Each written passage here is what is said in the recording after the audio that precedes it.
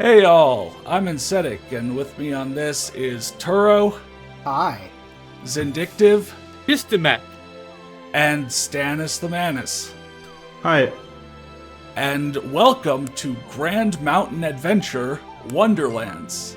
This is kind of an interesting game with also just sort of a little interesting way of how I found it. But yeah, Grand Mountain Adventure Wonderlands is first started out as like a game for Android, iOS, just Grand Mountain Adventure a few years ago, and that's still available. But Wonderlands is the version that they've expanded and made available for like Nintendo Switch and Steam. And so you'll see this, and yeah, several parts of it will be very mobile game feeling, but also many parts of this feel like, wow, they put in a lot of effort. They really made this game fully kind of interconnected and add all these features. And so I'm playing on the Steam version. You can buy it for $20. It has full controller support and a front-facing camera as well as this default sort of back-facing camera, which honestly reminds me a lot of the game Lonely Mountains Downhill, which you might think from the titles are like related or so, but no, completely different developers. Yeah. But yeah, this is going to be a skiing, snowboarding game where you ride through these areas, you do challenges, you can ride around and find collectibles, and you'll really traverse from one area to another. But Hint, spread your skis. That is important, actually. We're starting out on Hirschalm in Austria. I think if these are real life places, they're not like ski resorts. They're not major ski resorts. At least I looked them up, and they only seem to be vaguely points of interest, if anything at all, which is kind of sad because I really do enjoy learning about like areas and ski resorts and such that I didn't know about. Like back in Amped 3, I got to look up locks and see how close it was to the main thing, or Avoria or Zugspitz. But yeah, so this will be very European-centric, and again, a small developer team, but I mean, you're just going to see as the gameplay goes, just kind of the comfy feeling of the game. I want to call it quaint, but that feels like it comes with a bit of negative association, but it's really not. I mean, you saw as I rode up the ski lift there. I mean, that's just one of those things that really make it feel like an interconnected world. I like these types of things where even if these aren't real places, this isn't going to have been procedurally generated. All of this put effort and such into connecting it all, making it feel like a real place where a backcountry can meet up with gradual ski slopes that are fun and accessible for the whole family, that can meet up with definitely more developed for experienced riders, racing or tricking event lines. Yeah, I mean, this one of the selling points of this game is that this is one of those games that's trying to bring back couch co-op. This supports up to 4 local players. Oh, nice. If you have 4 USB connected controllers for your PC available and for your friends. That's good too. Not enough games do that today. Yeah. I mean, I don't know who I'd play it with.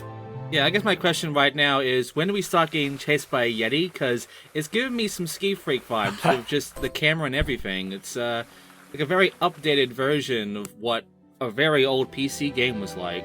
I think the devs actually made a joke trailer. Really? Kind of like that, Ski Freak 2. Yeah, so it's also sort of interesting how I saw this, because after completing the previous game for my channel, which was Mark McMorris Infinite Air, the Steam version of that, I was just kind of looking at, hey, what, like extreme sports games are out on Steam under like the snowboard tag or the skateboard tag. You usually feel like you saw them all, but here was this, which had come out like start of last year, like early 2022, and it felt like one of those things where you hadn't heard of any of it at all. You didn't even know it existed until it suddenly appeared in front of you, completely ready to go, and yeah, you can speed up the it's not gondolas and such. So it's not like BMX the game where like you find out about it and you find out it's been development for like 7 years and has barely made any progress. Like it's just sort of spawned in as a fully made game. And again, so it's $20, and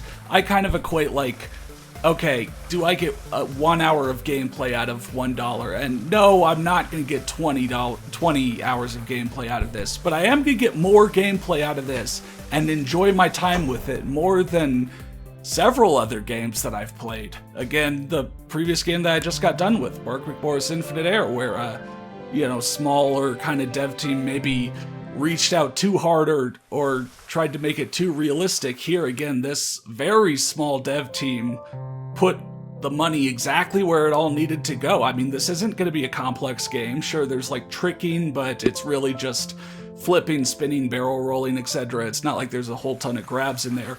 But again, like, they put so much effort into all of this interconnected world, all of these side things. I mean, you find people just hanging around, chilling around. Like, it's, again, like a real place. And everything is connected. You can tell, and I think you're going to eventually unlock this as like a feature where you can look at the whole map in this way. But the vibe they're going for is sort of like a diorama. Like you're like one of those games where you're playing through a diorama or a snow globe. And they nail that aesthetic so well. They do a great job of that. Yeah. Like this, it really feels like these are all little like wood crafted like people like on a sculpture, and you just happen to be playing through it. I will say that this game is definitely one of those games so far where it's a calming experience. It's not one where you get serious with it, or it's like very action-packed or whatever. It's very chill. It's just, you play it to experience and just relax, essentially. Yeah, and especially like with the soundtrack, for example, which I believe, again, with the Steam version you could get for free, that it's mostly this kind of, soft piano, and even when it does get more upbeat, it's still focused around that. Maybe some drums add in or so, but yeah, I mean, it's part of that whole experience. And then again, you find these pockets of kind of resort life, I guess. Yeah. Resort life, yeah. Like this is just another part of the diorama that you can just go and visit. Yeah, and so I have broken this out now, but this version, I believe the Android iOS version does not have this, but this version does have a back-facing, a camera from behind you. God, I don't remember what to call it, but, which really, really helps out. Like, again, that Lonely Mountains downhill game, I really wanted to enjoy that, but it only had the camera that faced you and the mountain, and that made it really tough. So with kind of this behind you camera and with full controller support, I'm definitely playing this in like the most player friendly thing available. I cannot imagine, a lot of these challenges, especially later, if you have to do them with the camera facing you, and especially I cannot imagine them if you're doing touchscreen controls on a tablet or so. I will say, if you couldn't tell, I also have played this game, and I didn't know the back camera, the third-person camera, was a thing for like the first 3 levels. So make of that what you will, but now that I have discovered that it exists, I definitely rely on it a lot. Yeah, because everything feels very tiny in this camera. And the worst part was that forward-facing camera you switched to beforehand, where it feels more helpful, but then you're just seeing, for like the top half, just this foggy void. They definitely have the camera be pretty far away from the player, even in the near cam, and that forward-facing camera can very often turn into it's basically right above you, looking down on you and showing kind of stuff. And I mean, certain challenges definitely do feel designed to where they want it to be the camera that's facing the mountain, and you are being surprised by the things that you're coming upon and having to deal with that. But again, we'll see as we go through the game, because this is very obviously the first area. This is very obviously the easiest area.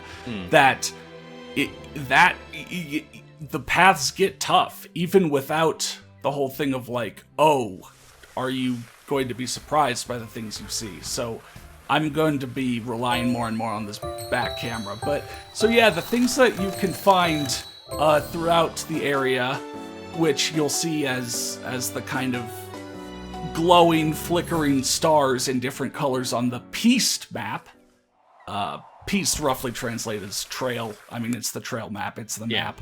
But they call it the Piste map. The Piste map, the Piste map. I know, I was thinking it too. Is that, often you'll see challenges that are already there to your knowledge and just waiting for you to unlock more ski passes to unlock them. Then the pink that you see are other challenges that you need to discover in the world to then be able to do. The yellow are these collectibles, these secret collectibles that each one will give you another ski pass as well. And then the blue flickering is going to be like a line challenge. That was the sort of white circle that I rode through, and then it gave me a line of circles that when I went through... A photo shoot challenge. Yeah, that when I went through gave me another ski pass. And then also, different challenges can give you different amounts of ski passes.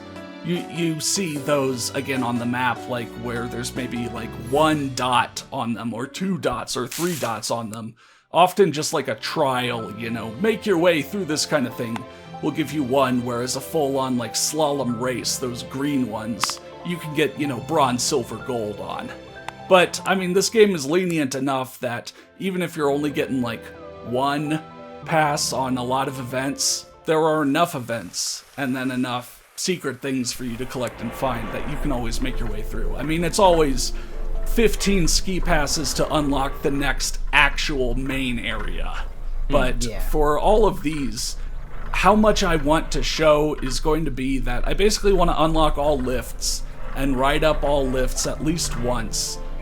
Here on Hirschalm, the first one, I'm going to do a little more since there's less here. This was a place where I could show off kind of what you unlock by doing everything on a certain mountain. But yeah, again, going forward, I basically just want to unlock each lift, ride each lift once, show the main areas, because I mean, that will still be 20 to 30 minutes per mountain. This is going to be like a full-sized kind of playthrough. Yeah, and it's a relaxing one. Yeah. I don't expect us to have commentary every second of every whatever, but we'll probably get into podcast mode. I don't know, because again, each area can be interesting enough to want to point things out. Yeah, I do appreciate just how it really encourages exploration in this game, because there is quite a lot. This is also one of those games where you have to visit things before you can fast travel to them, which, has its ups and downs. It's sort of annoying when you unlock a new trail and you want to go to it immediately, and it's like, you have to go there first. But I mean, it fits with the game, and it's never that big of a chore. Yeah. Right, and the way they implemented fast travel and such is really good, because as Turo pointed out, once you've completed something, you can fast travel to it. So once you've ridden up a lift once, you can fast travel to the top of the lift.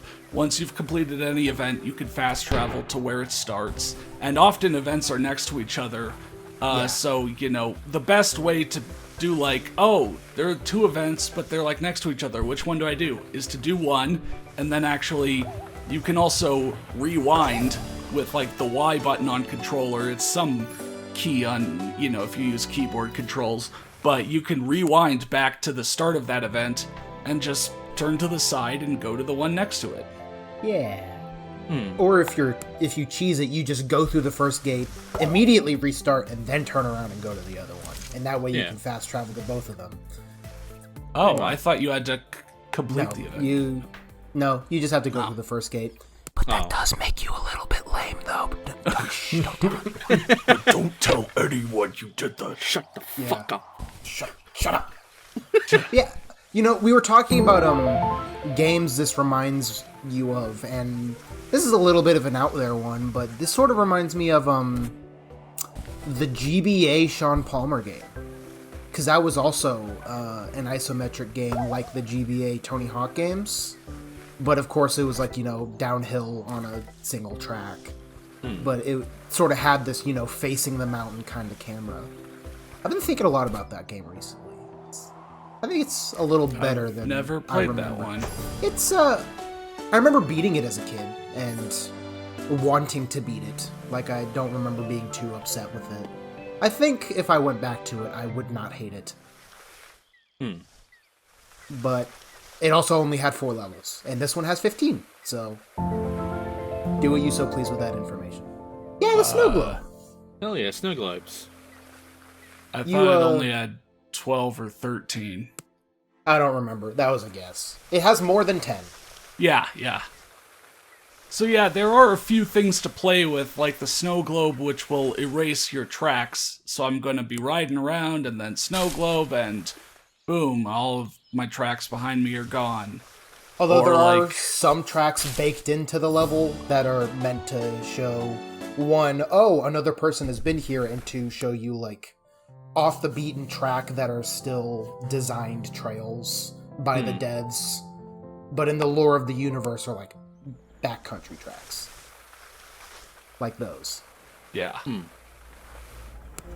It's again where, like, the backcountry can be just a section from one sort of resorty area that's even further up down to some resorty area that's an intermediate area. Just not, like, literally someone has gone and laid out, marker Groomed trails. versus ungroomed. Yeah. So it's not like, oh, I go to this side of the mountain for the snow park, and I go to this side of the mountain for the backcountry. They sort of go Also, together. I gotta feel bad for that one guy that was saying, I can't find my ski passes on the very peak of this fucking mountain right now. Yeah. Tough shit, dickhead. and that's you're sort of showing it off right now, but another thing I like about this game is that while there is 2 basic kinds of challenges and, go places and do tricks, which the tricks ones are simpler and not as common, they do vary it up in sort of the criteria. Like some of them, like there will be, gate challenges, and there will also be just get to this endpoint any way you can as quickly as possible type challenges. Yeah, they've made a good selection out of the, criteria of going down a hill. Yeah. I think one of my favorite kind of challenges is, instead of it being a race in that you have to get somewhere as quickly as possible, instead you have to get as far down within a time limit. Like you have to travel a kilometer within 30 seconds.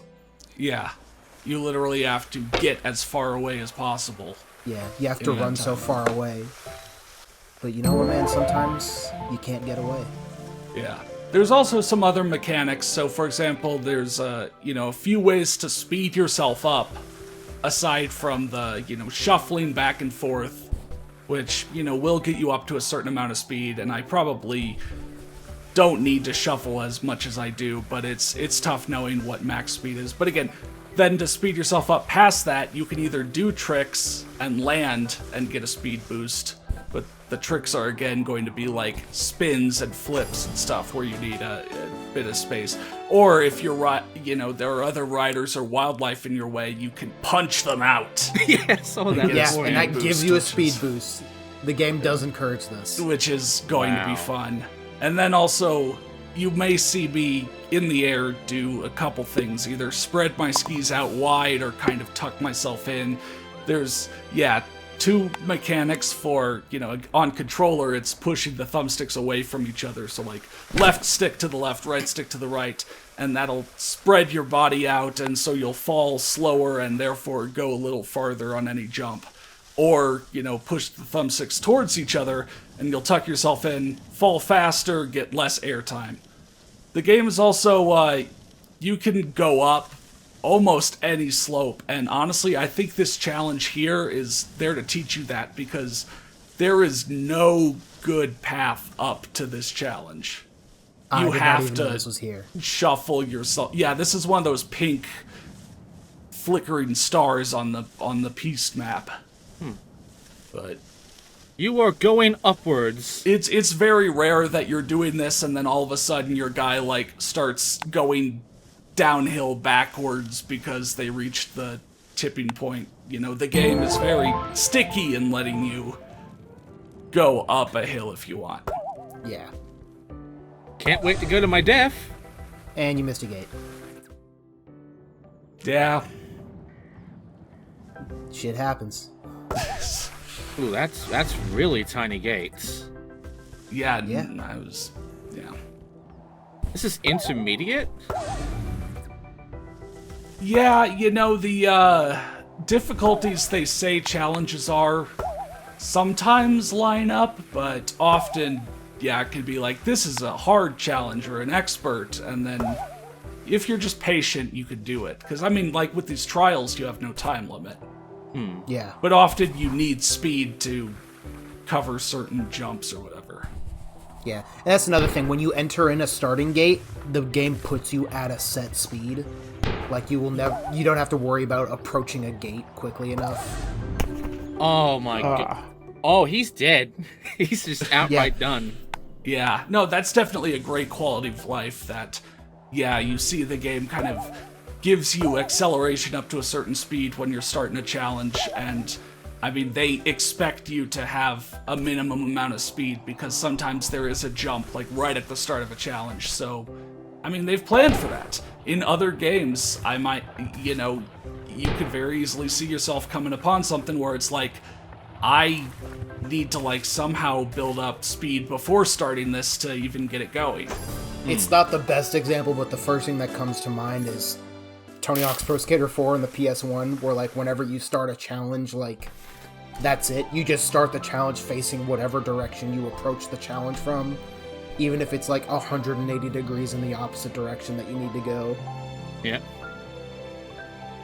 There's a wide breadth of what they can and cannot help you with as developers, and they help you here. Yeah.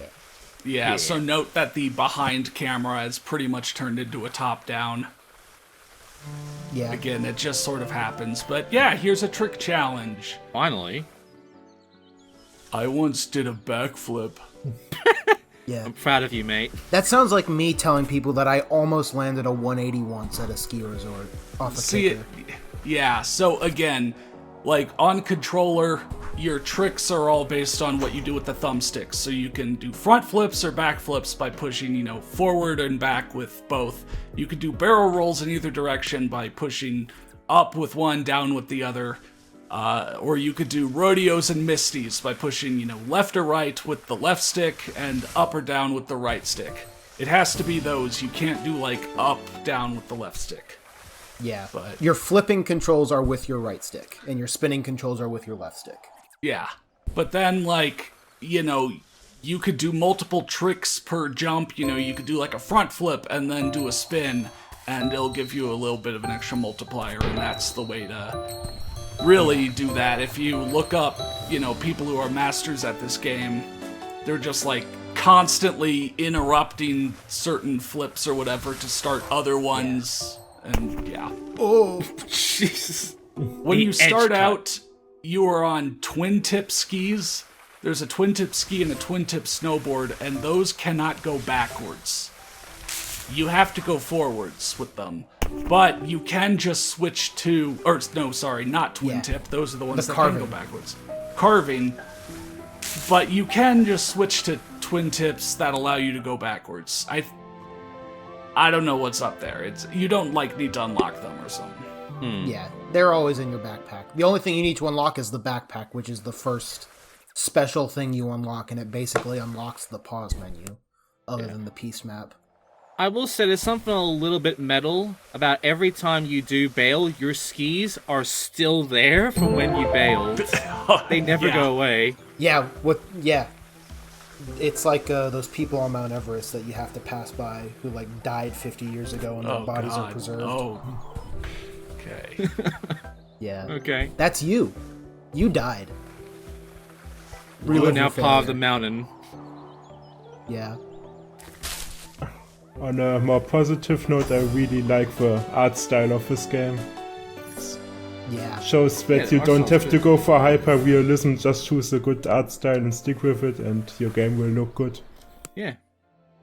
It's very nice. And they do vary up the mountains quite a bit. Not all of them are going to be this square-shaped.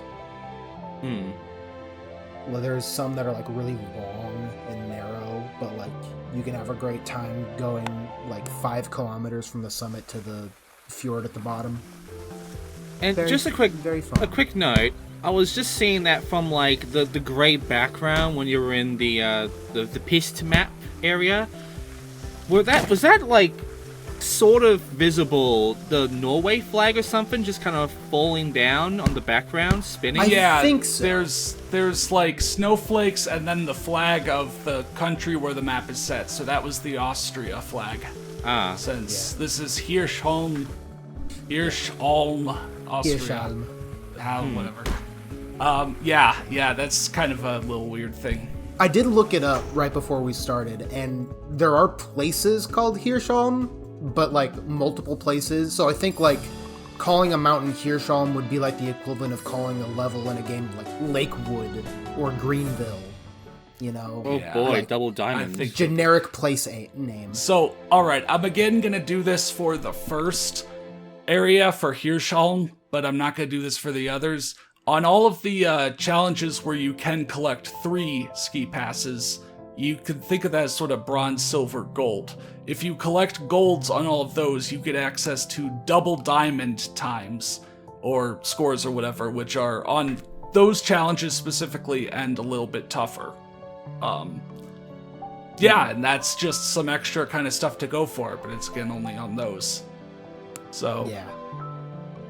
Again, that requires finding all of those and doing all of them and getting gold on all of them. And again, I won't be doing that amount of, effort for. It's like SSX3 right. Platinum. They're not on every, challenge, but they are on quite a few. So, all right, yeah, Grand Mountain Adventure Wonderlands. It's an interesting game, and I hope you all, stay along with us as we go on this ride. Thank you for watching. I'll see you next time.